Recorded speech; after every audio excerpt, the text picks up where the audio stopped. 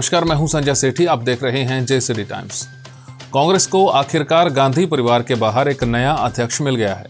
मल्लिकार्जुन खड़गे को 7800 वोट मिले, जबकि शशि थरूर मुश्किल से 1000 का आंकड़ा पार कर पाए। 400 से ज्यादा वोट रद्द हो गए हैं। इसी के साथ अब कांग्रेस की कमान मल्लिकार्जुन खड़गे के हाथ में चली गई है। महाराष्ट्र और केरल जैसे राज्यों ने कोरोना के बढ़ते मामलों को देखते हुए एडवाइजरी जारी कर दी है। कहा जा रहा है कि मुंबई में पिछले 3 दिनों में कोविड के 150 से ज्यादा नए मामले दर्ज किए गए हैं। वहीं पिछले 5 दिनों में हर रोज औसतन 10 लोग अस्पताल में भर्ती होने के लिए आ रहे हैं।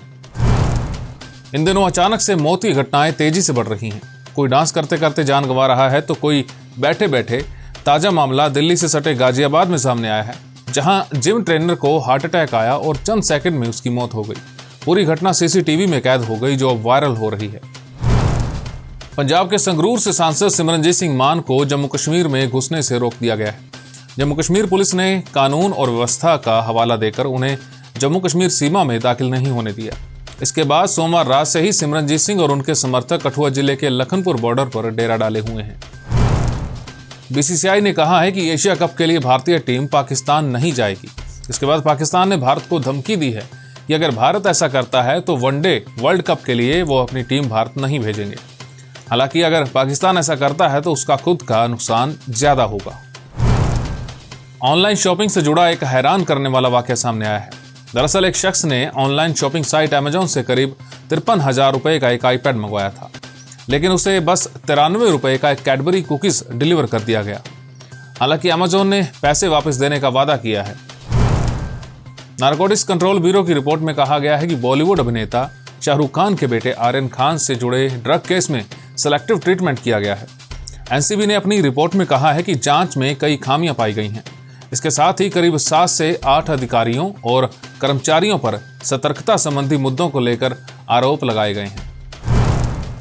बिहार के किशनगंज जिले में शिक्षा विभाग का एक नया कारनामा उजागर हुआ है।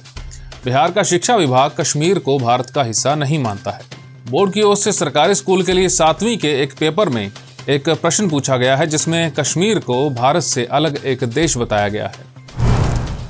जेसीडी मेमोरियल कॉलेज की आर्ट्स एसोसिएशन की ओर से प्राचार्य डॉक्टर शिखा गोयल के नेतृत्व में वंचित और पिछड़े वर्ग के उत्थान, सामाजिक समरसता की पहल की गई है। विद्यार्थियों और प्राध्यापकों ने शहर के कुछ अभावग्रस्त इलाकों में जाकर वहां रहने वाले लोगों की समस्याओं को जाना और विमर्श किया कि किस प्रकार इन परिवारों को मुख्य धारा में लाया जा सकता है।